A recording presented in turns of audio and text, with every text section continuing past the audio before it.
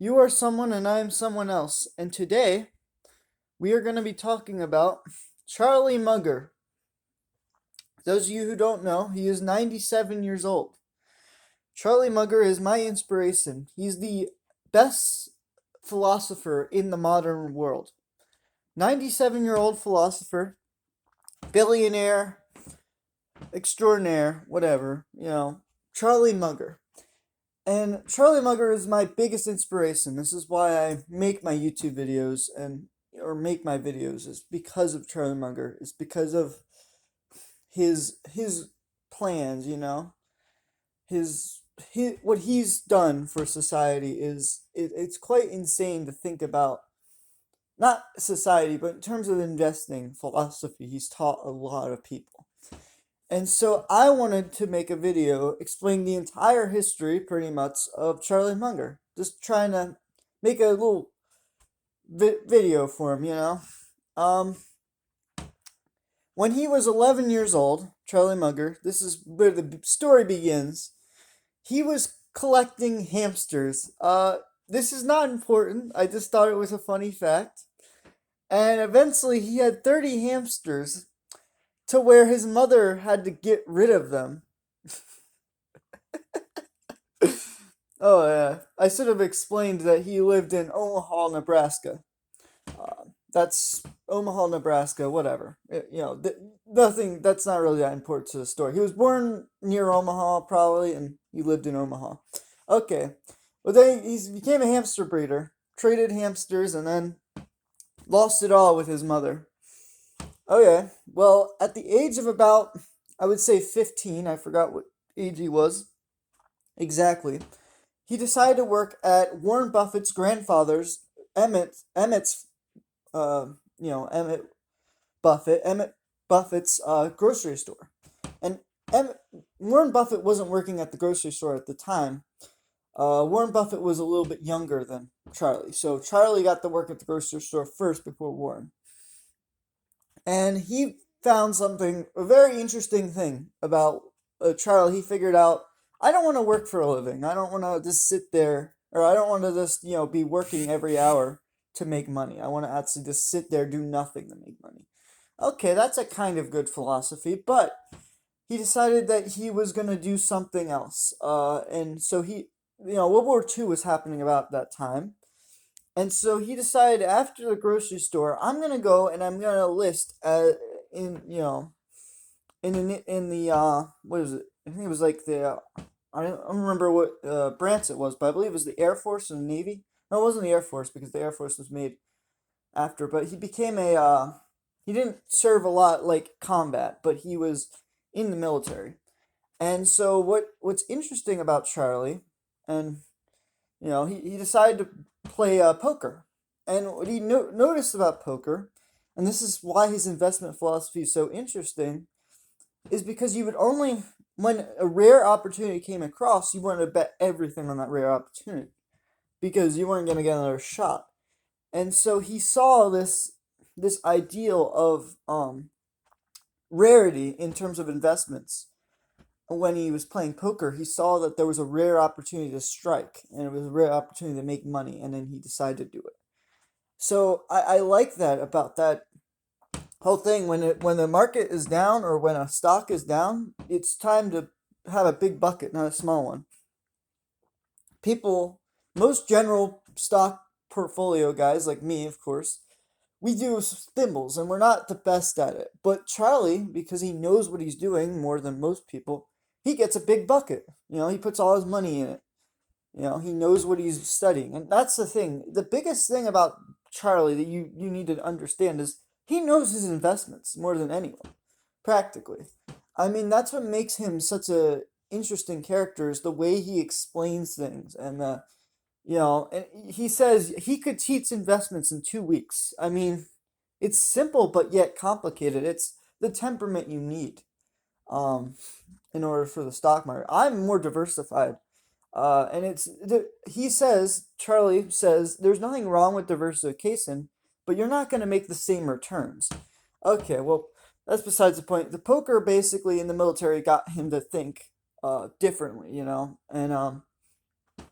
And in that time frame, he got married at 19, and then he decided to go to law school, and he went to, even though he didn't get approved into law school, he had some connections to get to law school, and he actually graduated around the top 5% of his class, even though he didn't apply to the law, like he didn't officially get accepted into the law school. He definitely needed to be there. I mean, you could tell just by his grades and everything that he was better than most lawyers. I don't really like lawyers, that's just my fascination. But he decided to do law, and during his law experience, he got he was working with a bunch of business partners, and he got a divorce after a while. After a while, for working with business firms, and the divorce ended. It made Charlie really depressed. He lost everything in the divorce. He lost all his kids. He lost his money. Um, he was basically almost homeless. That's how bad the divorce was. And so you think about Charlie Munger now. He's this billionaire. This $1 billion, $2 billion. I don't remember exactly the net worth, but you know now you think about it, and he lost everything in his 30s, and to see him recover so quickly is like, how did this happen? And it turns out, after he went to law school, or after a while, he did study a little bit more. He was focused on real estate in the 60s, 1960s, and 1970s, trying to build flip homes in Los Angeles. And so he was flipping homes, and eventually that got him to a net worth of around $1 million after the divorce, obviously. So he recovered his net worth in more so than when he was broke. So he was broke. He was still a lawyer. He was able to work with more business partners. He figured out one stock that was really bad, that he invested in, was in the Korean War.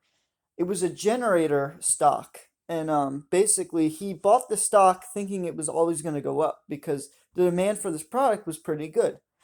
But the problem with this product is it wasn't going to be demanded after the Korean War, and the technology wasn't there after the war. So he basically lost a lot of. Or not wasn't I think it was no, it was the Vietnam War. I don't remember what war it was, but exactly, it was one of the wars, and he invested in the stock thinking, he read all the documents and everything, thinking it was going to be good, and it was good for a couple of years. It was good, and then he realized that it wasn't good, and once it was too late, he didn't make a lot of money off of it. He finally sold it years later, regretting even really buying it.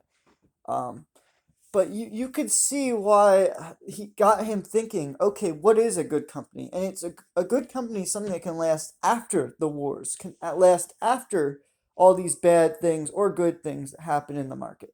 Something that can last for centuries, like Coca-Cola, or, something that's been around for decades. And so that's what got Charlie thinking. Um, and I have to respect that, like, he was just thinking a little bit differently. And so after you know after after the 1970s, he decided that he was going to, around the 1980s, I don't remember exactly what year it was, but he decided to go back to Omaha, Nebraska, to his original home. And so he went back to his original home, and he met a guy named Warren Buffett, who, again, he worked for his grandfather, Emmett Buffett, at the grocery store, of course.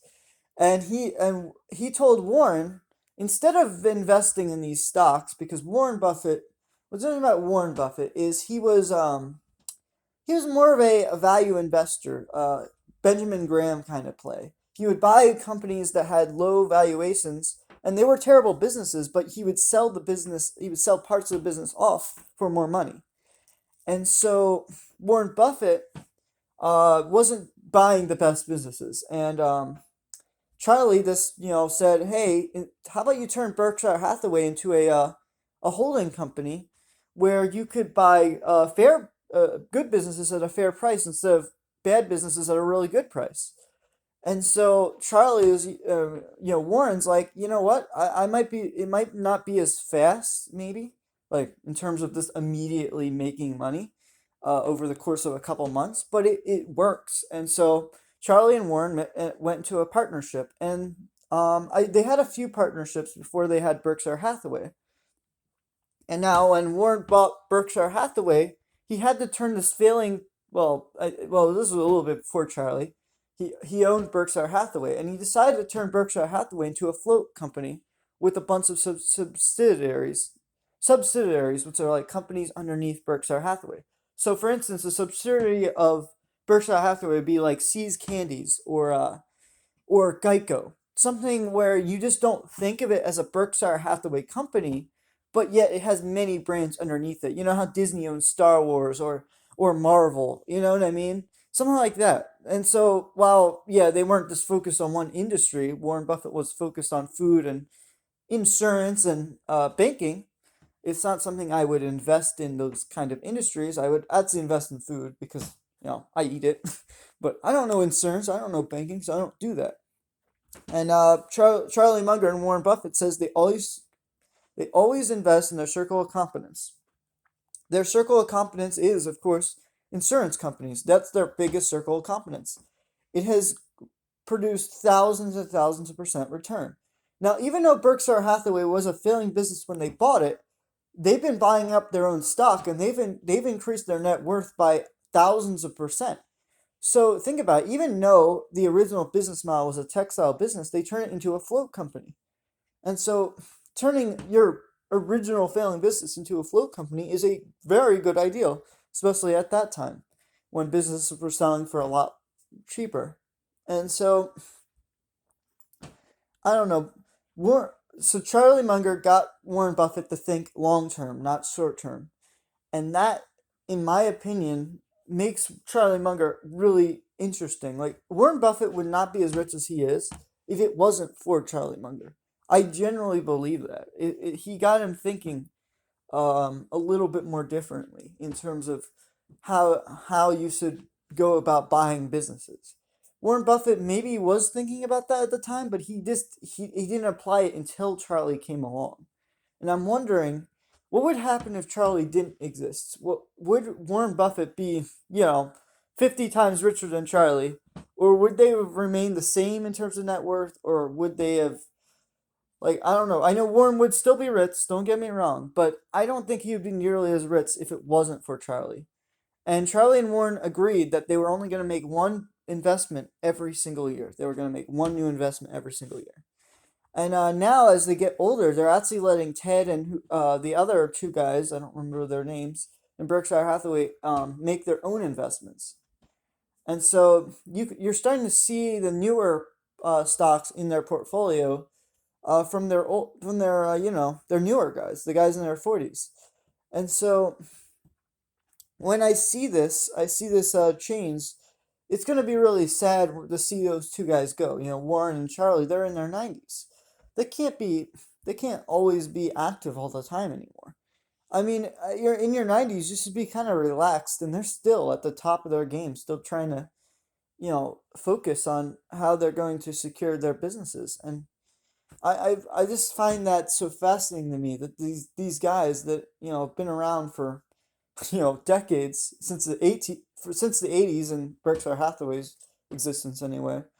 Like, I don't know, the fact that they made this failing business and turned it into a holding company, and it's like this, the name of the business is literally was a failing textile business. They just decided to name it that. I just think that's fascinating. Like, why wouldn't you name yourself, like, I don't know, I can't think of it, but like Geico, I don't know, like, why not some of your more successful subsidiaries? But I think they just liked the name and they just stuck with it. So I gotta give them props for trying their best to say this name. They decided to keep the name of this failing business, and they made it into one of the most successful stocks. And if you would have held on to Berkshire stock since the 1980s, you would have had more compounding return than buying Warren Buffett stocks directly, or holding the S&P, which would have been the lowest out of the three. So I think that while today maybe not holding Berkshire stock might not be the best, it's actually still cheaper than the stock market. In my opinion, I hold on to Berkshire stock because I love the company. Even though it doesn't pay me dividends, it internally compounds in the price of the stock. I know what I'm getting. I know what I'm getting. These two guys rarely sell any Berkshire stock. They're holders for life pretty much. And so when I see them in their 90s and they're not like buying Lambos, they're like pretty, you know, pretty humble guys when it comes to their billions of dollars. They got jets, but that's about it. You know what I mean? So they only do things that basically help them travel more. I've noticed is across the country. They don't like to go outside the country as much, the U.S. But it is good to see that I don't know that Charlie and Warren have they've changed since the 80s, and it's quite interesting to see how they've taken all these businesses and they've put it into one thing. They own the biggest railroad business. They own a really big candy business. See's Candy was at least a 10% compounded rate of return or more. I mean, it's insane to me just how much like how they were able to figure out the future cash flows of a business with any interest rate environment. I can't even do that. I mean, I'm not even really that smart, and I know what they've done is it's quite incredible. They don't focus on technology. What the heck is going? I sorry. There's a washing machine going off. I hate it. Anyway, this history so let's recap. He was a hamster breeder. He was in the military. He became a lawyer. He met Warren Buffett. He told Warren Buffett, hey, you should probably do this strategy instead of what you're doing right now. Warren Buffett's like, okay, let's do it. And today they are some of the richest people in the world. And while, yes, Charlie is like 50 or 70 times less rich than Warren, if it wasn't for Charlie, Warren probably wouldn't be as rich as he is today. I wonder if Warren would have adopted Charlie's strategy. I wonder. I still wonder to this day, would he have figured it out? I think he would have figured it out 10 years later. But I don't think he would have, like, that's a lot of time. That's 50%, like, compounded. You just lost because you didn't figure out Charlie's methods. So, I'm thinking Charlie has made Warren into who he is. He's the smartest person in Berkshire Hathaway. In my opinion, when you think about who's the smartest person in Berkshire Hathaway, it's not Warren. In fact, Warren says himself, the vice chairman of Berkshire Hathaway, Charlie Munger, is the smartest person in the room. And that was the reason he left law, actually, is because he was supposed to be the second smartest in law. His boss was the smartest, or the client was the smartest, his boss was the second smartest, and he was the third. And he didn't want to be third, he wanted to be the smartest. And so he met Warren and he told Warren what he was doing wrong, or, what he didn't like about his strategy. And then he basically made Warren think about things differently. And today their float makes them billions a year. And I can't honestly. He makes all these hour-long documentaries. Charlie's or not documentaries. Speeches, right? And every time I listen to Charlie, he sounds like the smartest person right now that we have currently in the U.S. in the United States. If we all listened to Charlie, a guy who lost everything in his 30s and 40s, we would all be successful over time. I generally believe that. I mean, think about how much he had to go through with the divorce settlements and everything like that. He lost everything in that divorce, and to see that he was nearly homeless, but he still kept working, still kept doing things to keep his spirits up. He had these mental models that basically made him into who he is, and I don't know. Anyway, I hope that the history of Charlie Munger. I hope I tried my best to explain it. I wanted to make a video this week, and this was probably the best video I could have made. I don't want now again. How long is he gonna live? I don't know. I wanted to make it before he eventually is gone, but I just wanted to make this video just to talk about the history of Charlie. and to see how people react to it. Um, it's a very he's a very interesting character in terms of modern investing, and in terms of philosophy. He has all these philosophical realms he goes into, and I mean, he's a modern day philosopher. In my opinion, he is the best philosopher. He's his main quote, Charlie's main quote. I don't know why I keep talking about Charlie, because whatever. This is probably one of the last things I'll say about Charlie. Uh, Charlie Munger says, "Make friends with the eminent dead, because the people who left behind their stories generally have good stories to tell, and generally the people who are living might not always have the best stories, or they might have, I don't know. He was just said his best friends are the ones that are dead. His best mentors are the ones that are dead. And when Charlie, dies, I mean, he'll be my mentor probably. He'll be the person I've looked up to. I watched Yahoo videos on him, and to see that this guy might go away. 97 is a long, that's a long lifespan, and so to see that, it's probably he's probably not gonna live. I don't know, but he might live for a very long time. I don't know.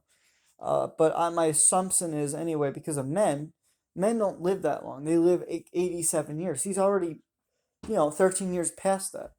That's an old age for many men in the United States. And so, like, women live like 89 years. He's past the average age for a woman in his decade that he was born in. So it's very interesting to see what he's gone through. Um, I don't know, man. Anyway, subscribe to my channel if you want to hear more about. I'm gonna actually make more histories of. That's gonna be the name of the series, I think. History of someone. I don't know what I'm gonna call this series, but it will be the history, the greatest stories ever told, about hamster breeders to billionaires, to crazy people. I mean, we're gonna go through everybody. It's gonna be We're gonna talk about some weird people that you're never gonna think about. Charlie's just somebody nobody thinks about him, but they always think about Warren Buffett, but they never think about Charlie. And I wanted to make this video to appreciate what Warren Buffett was made by, or what Warren Buffett his original philosophy is now, because of Charlie. So that's basically why I made this video, was to basically say Warren Buffett's not all that he cracked up to be. In fact, Charlie's way more honest than Warren is. You hear Warren, and sometimes he's lying to people, and it kind of drives you crazy. And then you look at Charlie, and he's more honest than Warren. I generally believe that, because he's got less to lose. I mean, he's got 2 billion compared to Warren's 100 billion. Warren has more of a reputation than Charlie. So yeah, I gotta respect Charlie for his more honesty than Warren. So anyway, signing out. Hope you enjoyed the History of series. The first episode of History of, and maybe next time we'll do the history of some music guy I like. I don't know. See you guys. Remember, I am someone. I mean, you are someone, and I am someone else. Signing out.